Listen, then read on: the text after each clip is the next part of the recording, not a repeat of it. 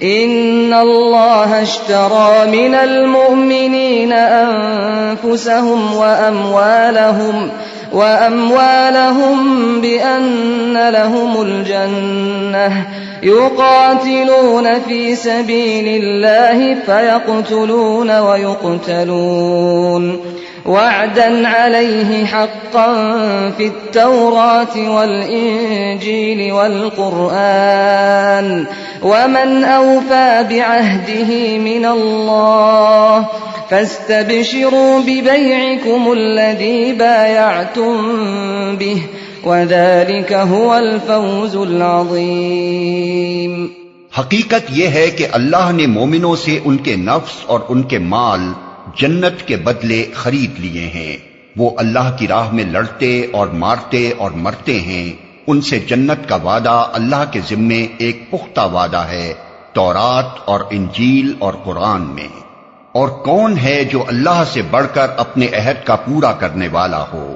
پس خوشیاں مناؤ اپنے اس سودے پر جو تم نے خدا سے چکا لیا ہے، یہی سب سے بڑی کامیابی ہے۔ التائبون العابدون الحامدون السائحون الراكعون الساجدون الآمرون بالمعروف والناهون عن المنكر والحافظون لحدود الله وبشر المؤمنين۔ اللہ کی طرف بار بار پلٹنے والے، اس کی بندگی بجا لانے والے، اس کی تعریف کے گن گانے والے، اس کی خاطر زمین میں گردش کرنے والے، اس کے آگے رکوع اور سجدے کرنے والے، نیکی کا حکم دینے والے، بدی سے روکنے والے اور اللہ کے حدود کی حفاظت کرنے والے۔ اس شان کے ہوتے ہیں وہ مومن جو اللہ سے خرید و فروخت کا یہ معاملہ طے کرتے ہیں، اور اے نبی ان مومنوں کو خوشخبری دے دو۔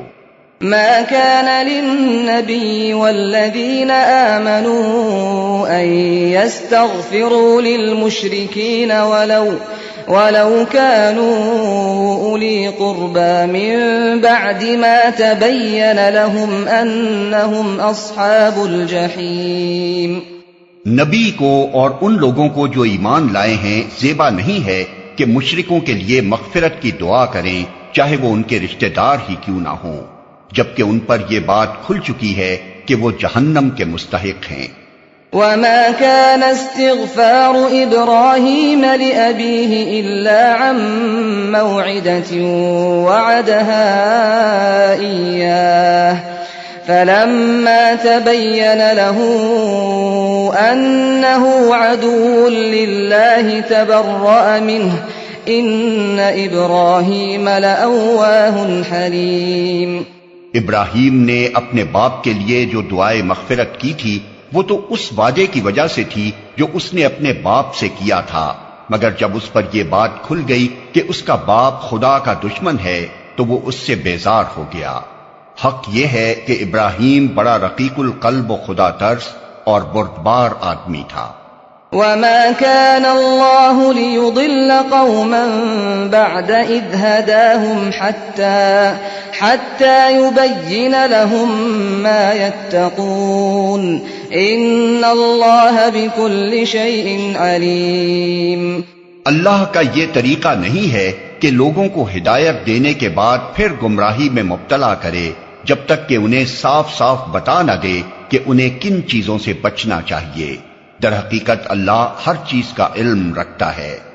ان اللہ له ملک السماوات والارض يحيي ويميت وما لكم من دون الله من ولي ولا نصير۔ اور یہ بھی واقعہ ہے کہ اللہ ہی کے قبضے میں آسمان و زمین کی سلطنت ہے، اسی کے اختیار میں زندگی و موت ہے، اور تمہارا کوئی حامی و مددگار ایسا نہیں ہے جو تمہیں اس سے بچا سکے۔ لقد تاب الله على النبي والمهاجرين والأنصار الذين اتبعوه في ساعة العسرة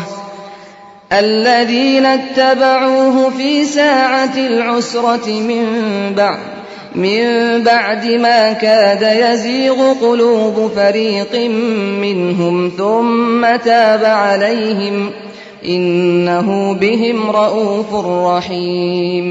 اللہ نے معاف کر دیا نبی کو اور ان مہاجرین و انصار کو جنہوں نے بڑی تنگی کے وقت میں نبی کا ساتھ دیا، اگرچہ ان میں سے کچھ لوگوں کے دل کجی کی طرف مائل ہو چلے تھے، مگر جب انہوں نے اس کجی کا اتباع نہ کیا بلکہ نبی کا ساتھ ہی دیا تو اللہ نے انہیں معاف کر دیا۔ بے شک اس کا معاملہ ان لوگوں کے ساتھ شفقت و مہربانی کا ہے۔ وعلى الثلاثة الذين خلفوا حتى إذا ضاقت عليهم الأرض بما رحبت وضاقت عليهم أنفسهم وظنوا أن لا ملجأ من الله إلا إليه ثم تاب عليهم ليتوبوا إن الله هو التواب الرحيم۔ اور ان تینوں کو بھی اس نے معاف کیا جن کے معاملے کو ملتوی کر دیا گیا تھا، جب زمین اپنی ساری وسعت کے باوجود ان پر تنگ ہو گئی اور ان کی اپنی جانیں بھی ان پر بار ہونے لگیں، اور انہوں نے جان لیا کہ اللہ سے بچنے کے لیے کوئی جائے پناہ خود اللہ ہی کے دامن رحمت کے سوا نہیں ہے، تو اللہ اپنی مہربانی سے ان کی طرف پلٹا تاکہ وہ اس کی طرف پلٹ آئیں۔ یقیناً وہ بڑا معاف کرنے والا اور رحیم ہے۔